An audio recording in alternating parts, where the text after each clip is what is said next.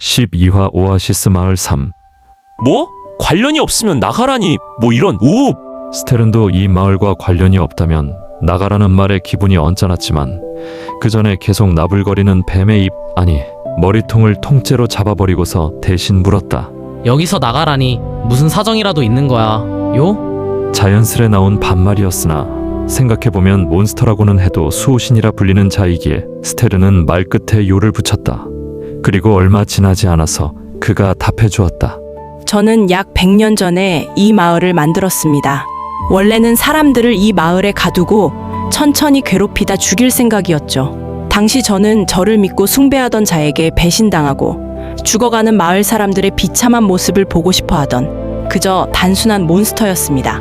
하지만 그들은 달랐습니다. 제가 잘해주면 보답으로 제사를 지내 감사를 표현했고 제가 벌을 내리면 진심으로 반성을 하며 죄를 뉘우쳤죠. 이 마을 사람들은 조금씩 성장해 왔습니다. 그런 그들의 모습을 보고 있자니 저도 모르게 그들을 사랑하게 된 겁니다. 저 또한 제 안에 무언가가 크게 변한 거였죠. 그렇기에 그대들이 외부에서 온 사람일지라도 이들과 같은 사람이기에 죽는 모습은 보고 싶지는 않네요. 그러니 어서 이 마을에서 나가주세요. 아르보르의 말이 끝나자마자 이해가 안 간다는 듯 시엘이 손을 들었다. 저기, 그런데 말이 앞뒤가 안 맞는데요? 저희가 죽는 모습은 보기 싫다면서 그렇게나 사랑한다는 마을 사람들은 왜 죽게 놔두는 거죠? 그건 제가 아무리 여기에서 수호신이라고 불릴지라도 한낱 몬스터에 불과하기 때문입니다. 그분의 명을 거역할 수가 없습니다. 그분이요? 시엘이 되묻자 조용해졌다. 그리고 침묵이 길어지는가 싶던 때 아르보르가 말하였다. 그분들은 저희에게 있어. 인간들과 어울려 지내더니 주둥이가 가벼워졌구나. 그 순간 다른 누군가의 목소리가 들려오더니 아르보르 위로 붉은 번개가 내리쳤다. 번개 한 번에 땅이 울리며 강력한 충격에 스테른과 시엘은 뒤로 넘어졌고 그렇게나 거대했던 나무가 한순간에 잿더미가 되어 사라졌다. 아르보르가 죽자 아르보르 중심으로 흐르던 물줄기가 점차 말라만 갔고 검게 그을린 바닥에는 알 수 없는 붉은 액체들이 흩뿌려져 있었다. 이게 무슨... 너희들 무슨 짓을 한 거냐? 밖에서 보초를 서고 있던 경비들이 들어오는 동시에 폭발음과 함께 사방에서 비명소리가 울려 퍼졌다. 이건 저희가 한 게 아니라 닥쳐라! 지금 여기에 너희 말고 또 누가 있었다고 변명이야? 경비들이 창으로 위협하며 당장이라도 공격을 하려고 했다. 그의 시엘과 스테르는 당황스러워 뭐라 말도 하지 못하고 어버버하고 있을 때였다. 바닥에 튀어있던 붉은 액체들이 거머리처럼 꿈틀거리며 경비들을 향해 기어갔다. 위험해, 도망쳐. 가장 먼저 정신을 차린 스테른이 경비들에게 소리쳐보지만 이미 늦었다. 이게 뭐야? 으악! 붉은 액체들이 몸에 붙으면서 경비들이 비명을 지르는가 싶더니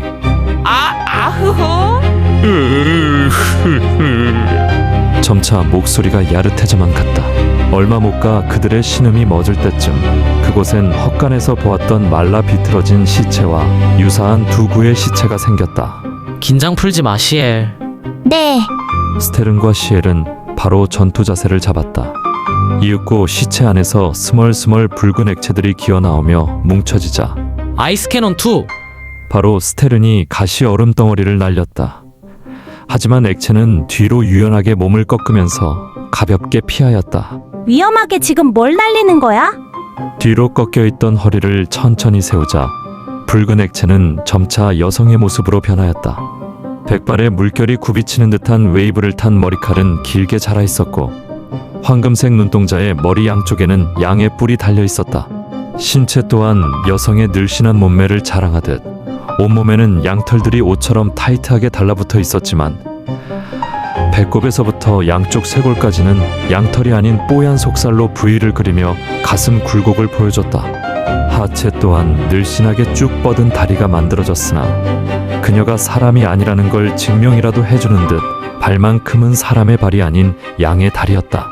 실수인지 고의인지 막 만들어진 양의 발굽이 말라 비틀어진 시체를 밟으며 부수어뜨렸다. 거참 거치적거리네. 그러고서는 다른 시체마저 걷어차 부숴버렸다. 그 모습을 보고 시엘이 이를 갈더니 그녀에게 검을 들고 달려들기 시작했다. 그럼 다음 먹이는 너니? 입맛을 다시듯 손가락을 혓바닥으로 핥고서 손을 들어 올리자 갑자기 시엘이 옆으로 몸을 피했다. 스테른 씨, 지금이에요. 너란 녀석은 빙폭룡. 상대가 상대인 만큼 스테르는 뒷일은 생각하지 않고 한 방에 보낼 생각으로 빙폭룡을 쏘았다. 한눈을 판 틈을 노려 쏘자 수룡이 그녀를 집어삼키며 지나갔으며 주위에는 빗방울 대신 얼음 알갱이들이 흩뿌려졌다. 왜 이렇게 무모한 거야? 시엘이 달려들기 전 손으로 보낸 신호를 알아차렸기에 망정이지.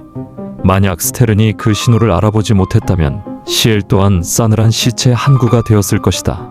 지금 그게 중요해요? 빨리 마을 사람들을 구하러 가요.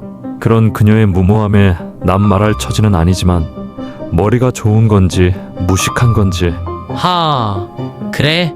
시엘과 같이 재단에서 나가려던 순간이었다. 우웁. 갑자기 속이 뒤틀리듯 메스꺼워지면서 스테른이 바닥에 넙죽 엎드리고선 토악질을 했다. 그와 동시에 주위 얼음 알갱이들이 붉은 번개를 내뿜으며 깨졌다. 이런 일은 처음이었다. 처음 현무를 부활시켰을 때에도 현무의 레벨이나 스테른의 정신력이 약해 얼음을 깨트리는 몬스터는 많았었다. 하지만 이렇게까지 신체에서 거부 반응을 일으킨 적은 단 한 번도 없었다. 심지어 그때보다 현무의 레벨이나 스테른의 정신력은 비교할 수 없을 만큼 성장한 상태에서 말이다. 스테른 씨, 괜찮아요? 시엘의 부축을 받으며 일어나 보니 앞에는 분명 죽었을 거라 생각했던 그녀가 아무 일도 없다는 듯이 멀쩡히 서 있었다. 그리고 어째서인지 그녀는 상당히 놀란 표정으로 입을 열었다.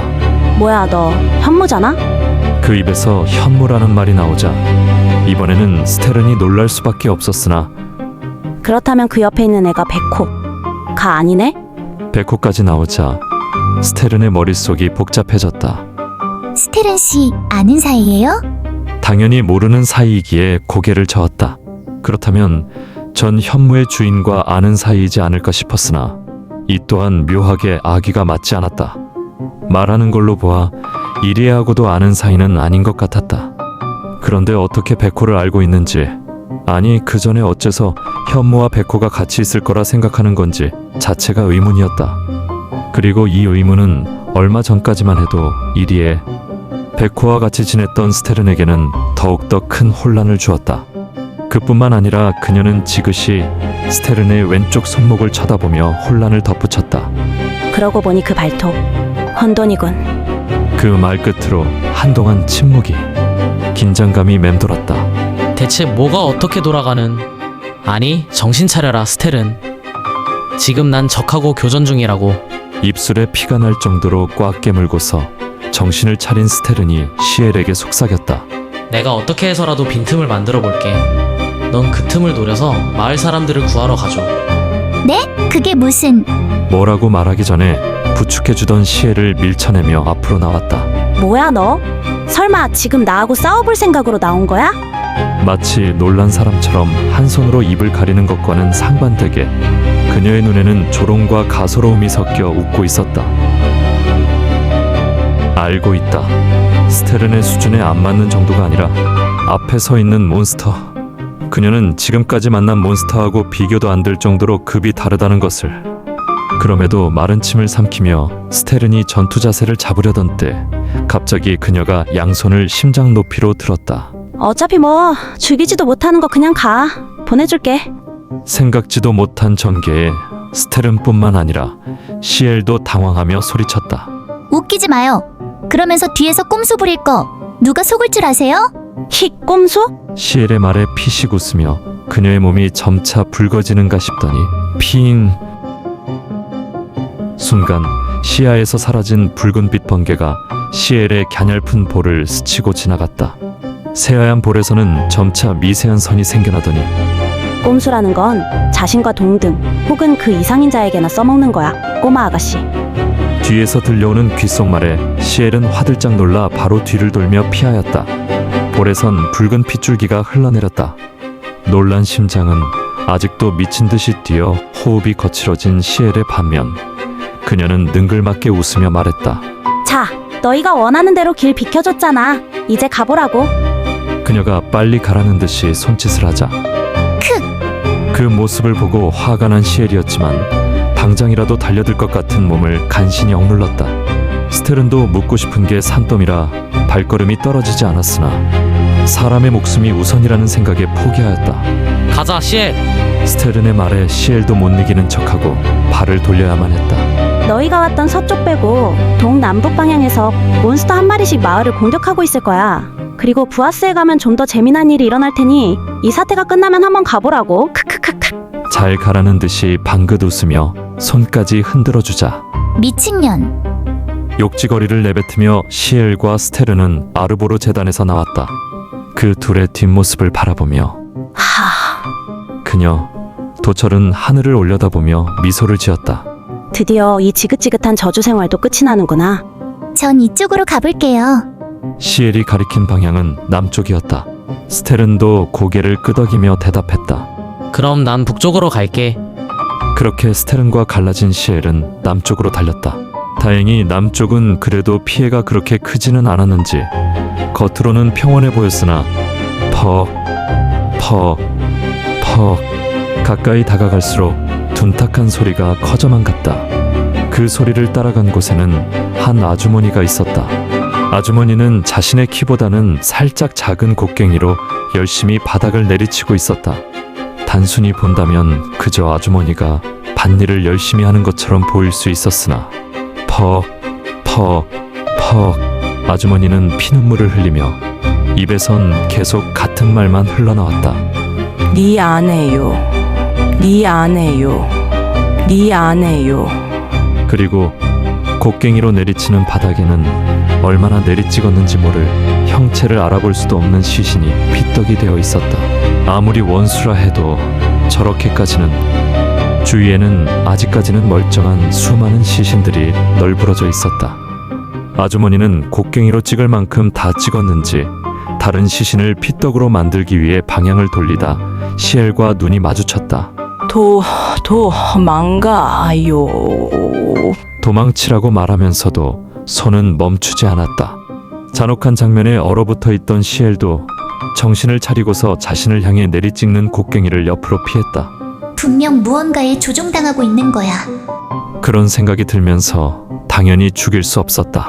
적어도 기절만이라도 시킬 생각으로 검손잡이로 아주머니의 옆구리를 찔렀다. 충격에 아주머니는 옆으로 고꾸라졌으나 생각보다 멀쩡하게 일어났다. 아니, 멀쩡하게 보일 뿐이었다. 몸이 억지로 버티고 있을 뿐 이미 망가져 있었다. 입에서는 고통에 찬 신음이 새어나오며 침이 아닌 연두빛 액체를 흘리면서도 피눈물을 흘리는 눈은 억지로 감지 못하게 하려는 듯 부릅떠져 있었다. 아주머니는 분명 괴로워하고 있었다. 하지만 무언가가 억지로 아주머니를 조종하는지 다시 시엘에게 달려들었으나 아주머니의 공격을 쉽게 피했다. 다만 반격은 하지 못하였다. 고통스러워하는 아주머니의 모습을 보고 있자니 검을 쥔 손이 떨렸다. 무슨 방법이 없을까? 최대한 머리를 굴리며 곡괭이를 피하던 때 고통에 찬 아주머니가 말하였다. 죽여줘. 그게 무슨... 포기하지 마세요. 분명 무슨 방법이 있을 거예요. 말은 그렇게 하면서도 시엘도 알고 있었다. 무언가 뾰족한 수가 없다는 것을. 치명상을 피해서 아주머니의 신체 일부를 자른다고 해도 몸속에 기생해 있는 것이 나온다는 보장이 없었다. 그렇다고 계속 자르다 보면 오히려 아주머니가 더 괴로워하다 죽을 것이다. 그렇기에 차라리 죽여줘. 제발 나를 위해서라도 죽여줘. 그 말을 듣는 순간 시엘은 공격해오는 곡괭이를 잘라내고 곧바로 아주머니의 목을 베어버렸다. 바닥에는 아주머니의 목이 굴러떨어졌고 시엘의 눈에서는 뜨거운 눈물이 흘러내렸다. 아주머니, 정말 죄송해요. 편히 눈을 감지 못한 아주머니를 보며 사과를 하는 사이 머리를 잃었음에도 꼭두각시가 다시 시엘에게 달려들었다. 더 이상 마을과 죽어있는 사람들의 시신에 피해가 없도록 시엘은 몬스터를 유인해서 남쪽 마을과 조금 떨어진 황야로 향했다. 여전히 자신에게 달려드는 몬스터를 사정없이 발로 걷어차 버리고서 칼끝을 바닥에 구르고 있는 몬스터를 향했다. 폭구슬 50%.